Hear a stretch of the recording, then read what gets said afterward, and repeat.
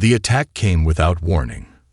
One moment, humanity was basking in the peaceful hum of interstellar exploration, its colonies scattered like stars across the galaxy. The next, the skies above every Terran world burned with the fire of an enemy they never saw coming. The Seer, a species as old as the stars themselves, had arrived. No one knew the true nature of the Xer until it was too late. The first contact was supposed to be diplomatic, a meeting to discuss trade, technology, and the possibility of peaceful coexistence. But from the moment the Xer ships dropped out of warp near Terran-controlled space, everything went dark.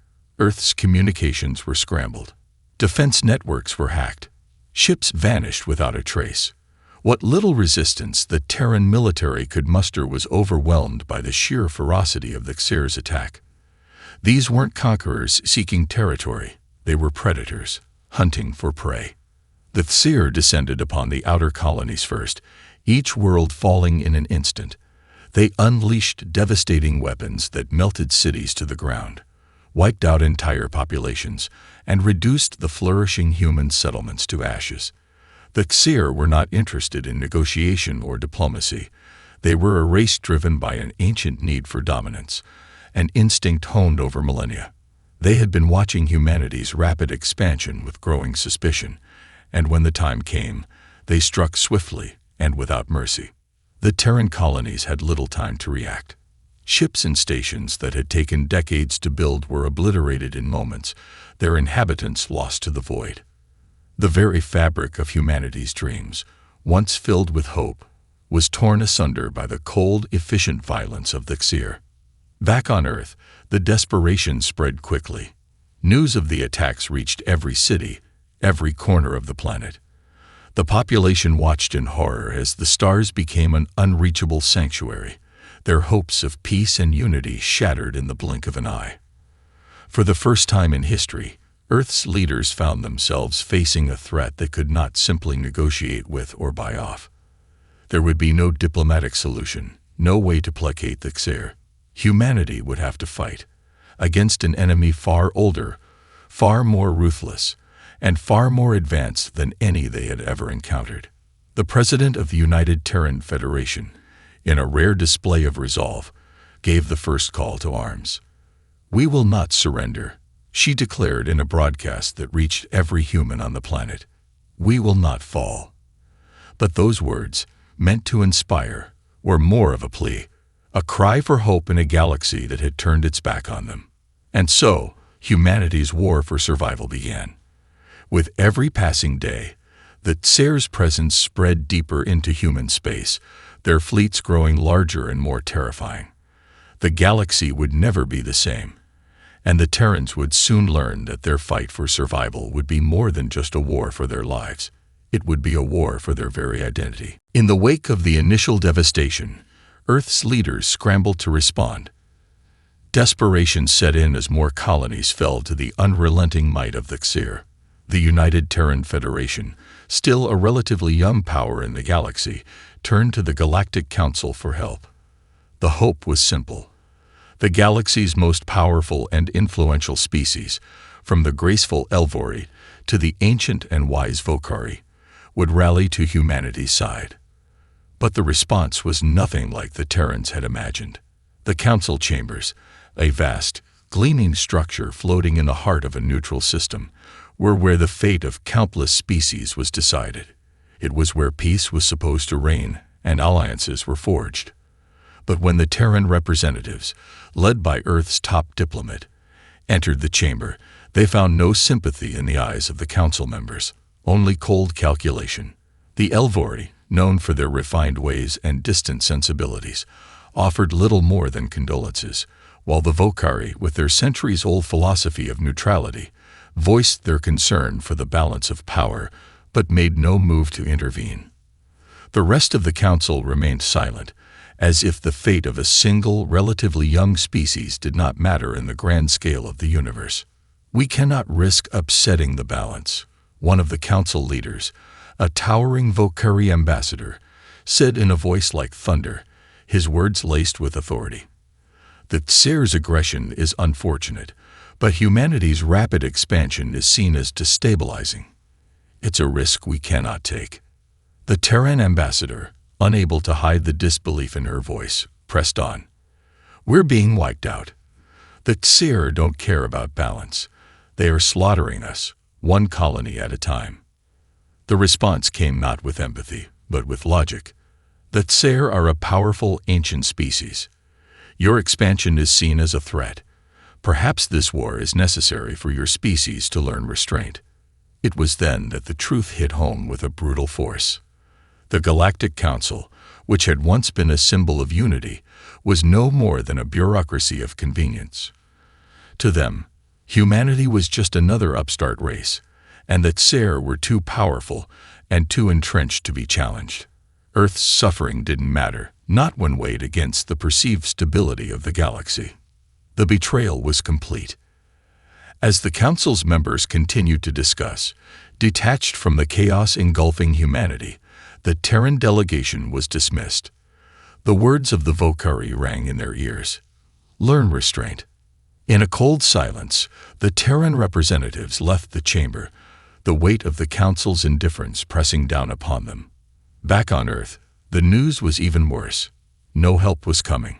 The galaxy's most powerful organizations would not lift a finger to save them. Humanity would have to rely on itself. This betrayal, however, did not break humanity. It ignited something far more dangerous.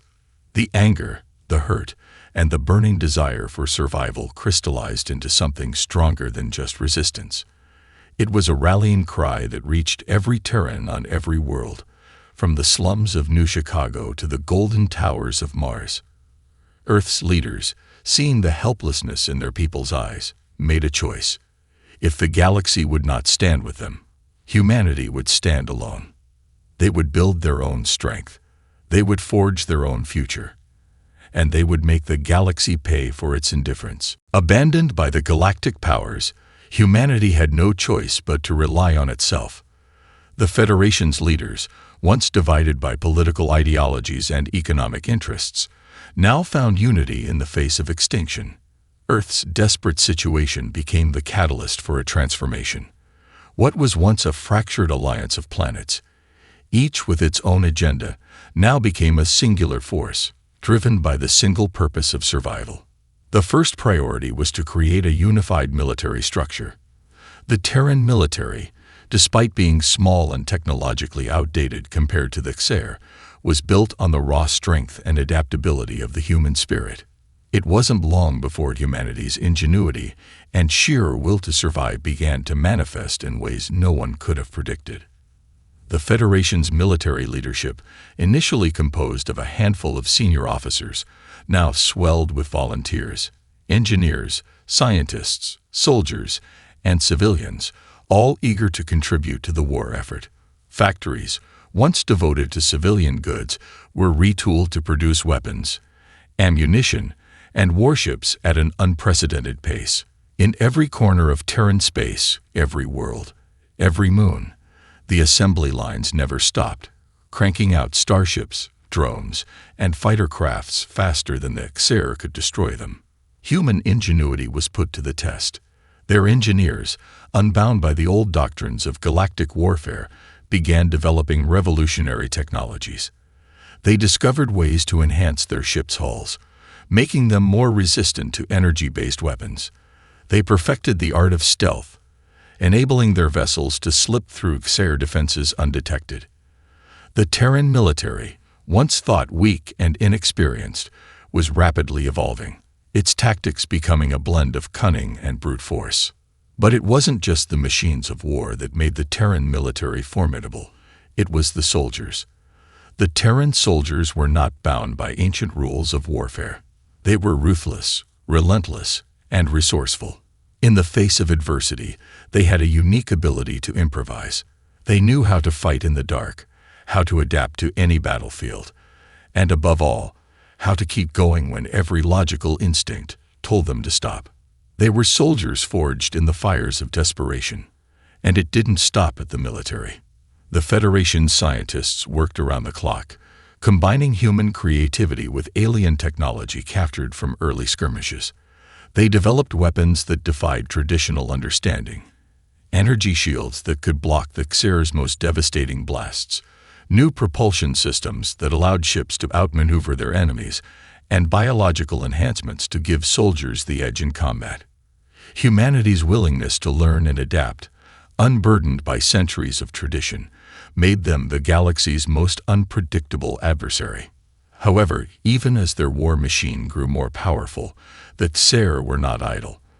They struck at humanity's weak points, disrupting supply chains, cutting off communication between the scattered colonies, and attempting to crush morale. But every setback only fueled humanity's resolve. Each defeat brought the Terrans closer together. Each loss was met with vengeance. Every new weapon, every new strategy, was built on the bones of the past. The first true test came when the Terrans launched a surprise counteroffensive. A fleet of Terran warships, previously thought to be insignificant by the Xer, struck at a key Xer supply depot in the Igoran Belt. The attack was brutal and swift, and the results were nothing short of astonishing. For the first time since the war began, the Xer were forced to retreat. The battle was small, but the message was clear. Humanity was no longer just a victim. They were a force to be reckoned with. The spark had been lit. Humanity was no longer just fighting for survival. They were fighting for something greater, a future, a legacy. And as the first Terran ships returned to Earth, their crews hailed as heroes. The people of the Federation realized that this war would be more than just a struggle for life. It would be a struggle for humanity's place in the stars. Months passed since the first sparks of humanity's resistance. The Terran war machine had grown, evolving into a well-oiled engine of destruction. But the Xer were not an enemy easily beaten. Their fleets, vast and relentless, continued to pummel the Terran colonies, leaving destruction in their wake. Yet, with every loss, humanity found new strength. They were learning from their failures, adapting, and becoming a force to be reckoned with. The turning point came when the Terran High Command received intelligence about a key Xer staging base, Vatan Prime, a heavily fortified world deep within the heart of Xer space. It was here that the Xer had gathered their most advanced warships, preparing for a final offensive that could crush humanity once and for all. The Terran leadership knew this was their chance, their opportunity to strike back with everything they had. Admiral Jessica Rhee, a battle-hardened veteran who had earned her reputation during the early days of the war, was put in charge of the operation. She understood the stakes. This wasn't just another battle. It was the first real test of humanity's ability to confront a superior force. If the Terrans lost here, the Xer would have the momentum to wipe out the remaining resistance. But if they succeeded, it would send shockwaves across the galaxy. The Xer's arrogance would be shattered, and the Terran Empire would emerge as a power that could no longer be ignored. Rhee's strategy was bold and audacious. Instead of engaging the Xer fleet head-on, she devised a plan that would play on the Xer's overconfidence. She knew the Xer believed humanity would fight conventionally, like every other species they had ever fought. But humans weren't conventional. They were unpredictable. Under the cover of a hastily constructed decoy fleet, the main Terran force slipped into the asteroid field surrounding Vatan Prime, unseen by the Xer. The decoys drew the Xer's attention, forcing them to commit their forces to an area where they believed the main assault would come. The Terran fleet, hidden among the debris of the asteroid belt, prepared to strike. The Xer, with their arrogance blinding them, were certain of their victory, their fleets poised for what they thought would be a quick victory. As the Terran fleet struck with lightning speed, the Xer were caught off guard. The Terran warships tore through their defensive lines with devastating precision. Humanity's advanced stealth technology allowed them to strike hard and fast, before the Xer had time to react. It was a surgical strike, focused, calculated, and relentless. Terran warships, long underestimated by the galaxy's older powers, now proved their worth. Every shot fired, every maneuver made, had been meticulously planned. The Xer were no match for the ferocity of the Terran assault, their lines breaking under the relentless pressure. The battle raged for hours, with explosions lighting up the sky as Terran and Xer ships clashed in a chaotic dance of destruction. When the smoke cleared, the battlefield was littered with the wreckage of the once proud Xer fleet. It was a decisive victory. The Terran forces had struck at the heart of Xer military power, and they had won. The victory at Vatan Prime was not just a military triumph, it was a symbol. It was the moment when the galaxy realized that humanity, the once helpless species, was no longer a victim. The Terran Empire had shown that they could fight, that they could win, and that they would no longer be pushed around. The Xer had underestimated humanity's resilience, and now they would pay the price. Back on Earth, celebrations erupted. For the first time since the war began, humanity allowed itself to feel a glimmer of hope. But the Terran leadership knew this was just the beginning. The Xer would not fall so easily, and they would not stop their relentless assault. But now, the galaxy knew. Humanity was a force to be reckoned with, and they would stop at nothing to secure their place in the stars. The victory at Vatan Prime sent shockwaves across the galaxy. The Terrans had done the unthinkable. They had struck a crippling blow to the mighty Xer, who were now reeling from their first significant defeat in centuries. But the galaxy had underestimated the Xer's capacity for vengeance. The Xer, while powerful and ancient, were not easily deterred. Their pride, shattered by the loss, quickly transformed into an all-consuming rage. In the wake of their defeat, the Xer unleashed their full wrath. Their fleets, once strategically scattered, now formed an unstoppable wall of destruction. This was no longer a war of small skirmishes and calculated tactics. It was a relentless, all-out campaign of annihilation. Humanity's victory had been a spark, but the Xer's response was a furious storm. The Terran colonies along the outer rim, still recovering from the initial attacks, became the first targets of this new offensive. Entire worlds were swallowed by fire and darkness as the Xer ravaged the frontier. They sent wave after wave of warships, each more powerful than the last, tearing through Terran defenses as if they were paper. Cities were reduced to rubble. Habitats in orbit were shattered. The Xer had come to remind humanity of their place in the galaxy, subjugated and weak. On Earth, the mood was somber. Despite the success at Vatan Prime, the Terrans had been forced to confront an undeniable truth. They had only stirred the wrath of the Xer. The Galactic Council, as expected, remained silent, their indifference still a bitter sting. Humanity's struggle was their own. And now, with the Xer more determined than ever, it seemed as though they had no allies left in the galaxy. But humanity was not broken. If anything, the Xer's attack only steeled their resolve. Terran military leadership called an emergency summit, bringing together every officer, strategist, and engineer in a desperate bid to halt the Xer juggernaut. Every human was asked to contribute, whether through innovation or sacrifice. As the war escalated, Earth became a machine of war, factories, research labs, and military bases working around the clock to equip their soldiers and fleet. At the front lines, the Terran military held its ground with the kind of tenacity that only a species fighting for its very survival could summon. Their tactics evolved, no longer fighting purely with conventional methods. The Terrans began developing guerrilla-style strikes and sabotage missions. They used the very things that Xer had taken for granted: speed, unpredictability, and human creativity as their weapons. Terran ships began to slip through the cracks in Xer defenses, striking key targets and withdrawing before the enemy could mount a full retaliation. One such mission was the daring raid on a Xer supply depot in the Mornath Nebula. The Terran fleet, led by Captain Alistair Grant, launched a surprise attack under the cover of a stellar storm. The Xer, expecting the Terrans to come in full force, had prepared their defenses. But humanity's agility once again proved superior. The Terran fleet sliced through the Xer lines, crippling their supply chains and throwing them into disarray. But even as the Terran forces gained small victories, it became clear The Xer were not an empire that could be easily toppled. Every victory came with a heavy price, and the Xer's fleets only grew in size and sophistication. They were an ancient race, with countless millennia of experience in warfare. The Terrans had sparked a war, but the Xer had the ability to bring about total destruction. As the war raged on, the Terran leadership made a grim decision.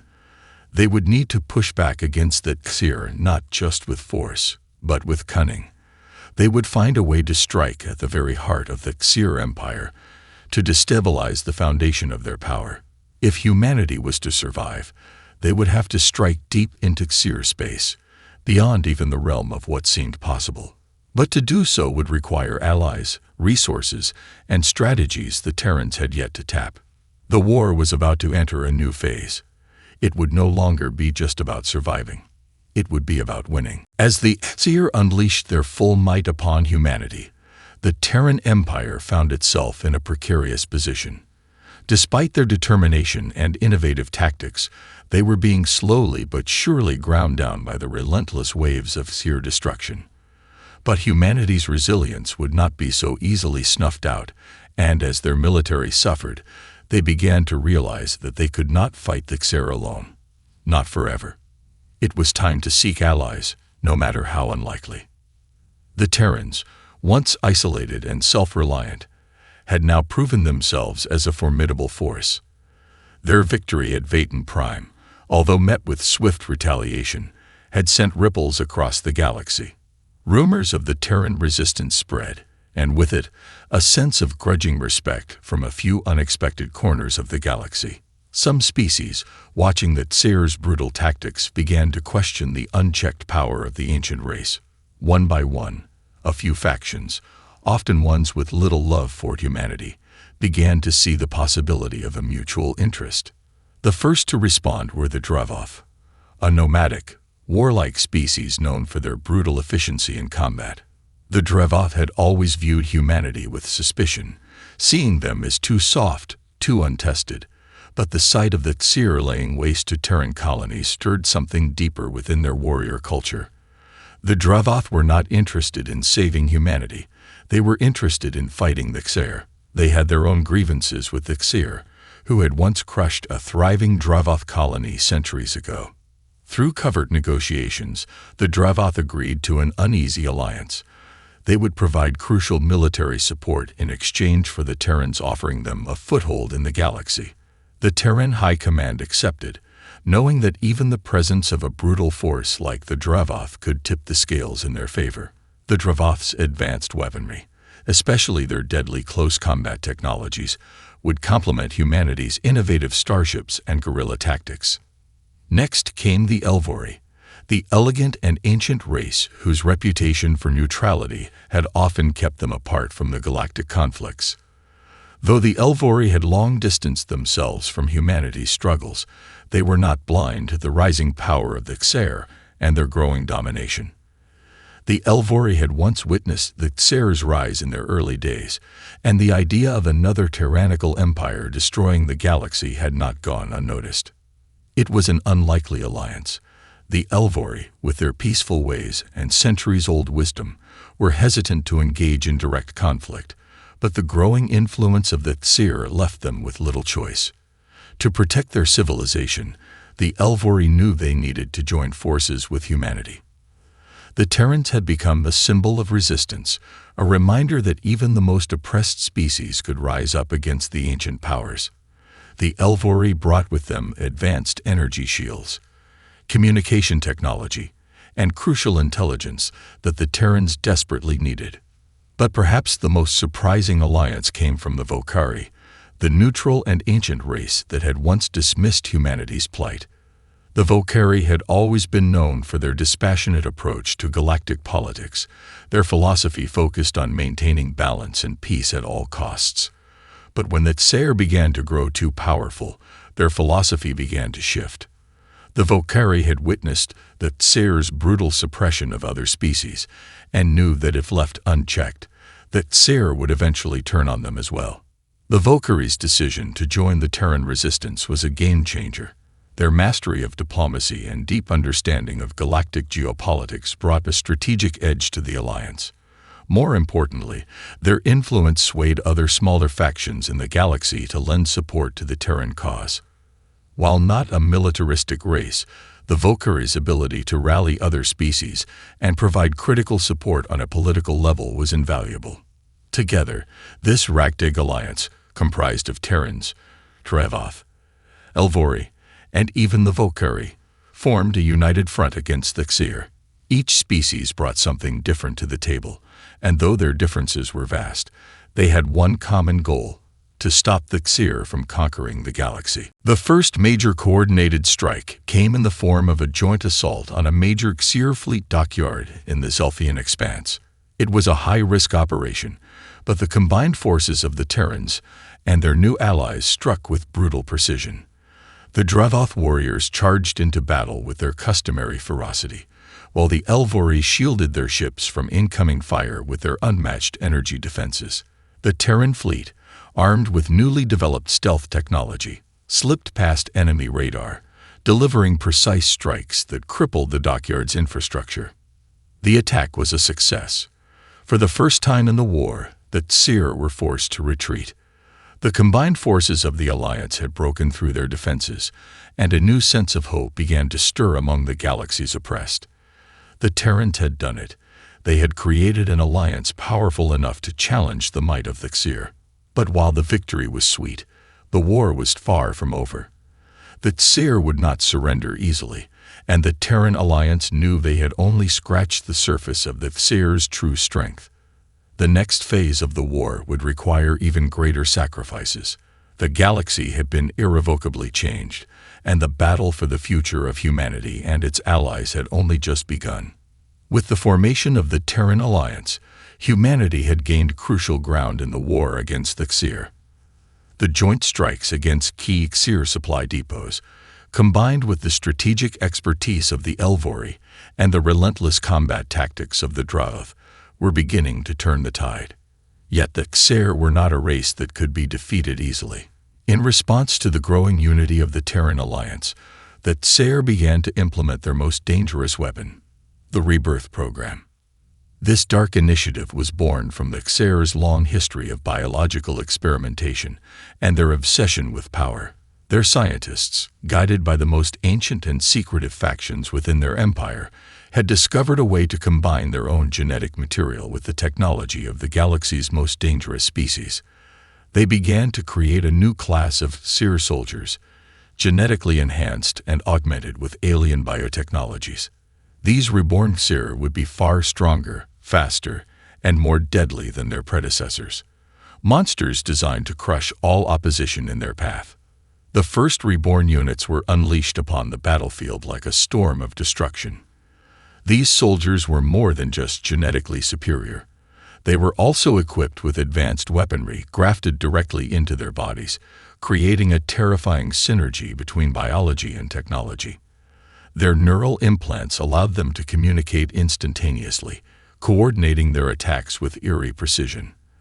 Their enhanced strength and speed made them near unstoppable in hand-to-hand combat, and their adaptive weapons could tear through Terran armor with ease. They were living weapons, crafted with the singular purpose of ending the war once and for all. The first major confrontation between the Terran Alliance and the reborn Xir occurred on the planet Ixura, a strategic world located in the heart of Terran space. The Terrans had fortified their position, prepared to make a stand against the Xir's growing forces. But what they didn't anticipate was the sheer brutality of the Reborn's assault. When the Xir landed, they brought destruction with them. Entire cities were leveled within hours, their inhabitants slaughtered without mercy. The Terran forces fought valiantly, but the Reborn Xir were too much, too fast, too strong, and too relentless. In the midst of the carnage, Captain Alistair Grant, the seasoned leader of the Terran fleet, watched as his soldiers fought and died in vain against the unrelenting tide of the Xir's new creations. It was then that the true scale of the threat became clear. Humanity had faced a superior enemy before, but the Reborn were not just superior. They were something beyond anything they had ever encountered. In the war room back on Earth, the Terran leadership convened in secret. The situation was dire. The Seers Reborn had effectively neutralized many of their advantages, and it was clear that they could not win this fight through conventional means alone. The Terran alliance was being driven back. There was no choice left but to escalate the conflict. Desperation began to creep in, but so did determination. The Terrans had always been able to turn the tide through their ingenuity. Now was the time to leverage the one thing that Xer had underestimated all along: humanity's ability to innovate under pressure. Admiral Jessica Rhee, who had seen firsthand the power of the Reborn, proposed an audacious plan: a counterattack using a weapon humanity had developed in secret, the final phase of their bioengineering project. A Terran super soldier program designed to enhance human soldiers to match the Xer's genetic superiority. While not yet perfected, the Terrans believed they could integrate these enhanced soldiers into the battlefield, turning the tide with their own creations. However, this plan came with a grave cost. The procedure was dangerous, and the success rate was uncertain. Volunteers for the procedure were few, but the Terran military understood the stakes. They needed soldiers who could fight fire with fire. But this new generation of soldiers wouldn't just be enhanced, they would be human, with all the resilience and creativity that made humanity unique. On the front lines, the first batch of enhanced Terran soldiers, dubbed the Vanguard, were deployed. They were a terrifying sight, their bodies a combination of human strength and alien augmentation. They fought with the same determination and resourcefulness that had driven humanity's resistance from the start. The Reborn Xer might be stronger and faster, but the Terrans would show them what it meant to never back down. The battle for Ixara reached its climax as the Vanguard soldiers clashed with the Reborn in a fierce, brutal melee. The Terran soldiers were outmatched in sheer physical power, but they made up for it with their tenacity and tactical brilliance. The Vanguard's leader, Sergeant Lila Zane, led the charge, her enhanced strength allowing her to engage the Reborn in hand-to-hand combat. The two sides clashed like titans, their battles shaking the very ground beneath them. Though the battle was costly and the outcome uncertain, humanity had proven one crucial thing: they would fight to the very end, and they would never stop evolving. The war was far from over, but the Xer now faced a new kind of opponent, one that wouldn't back down, no matter the cost.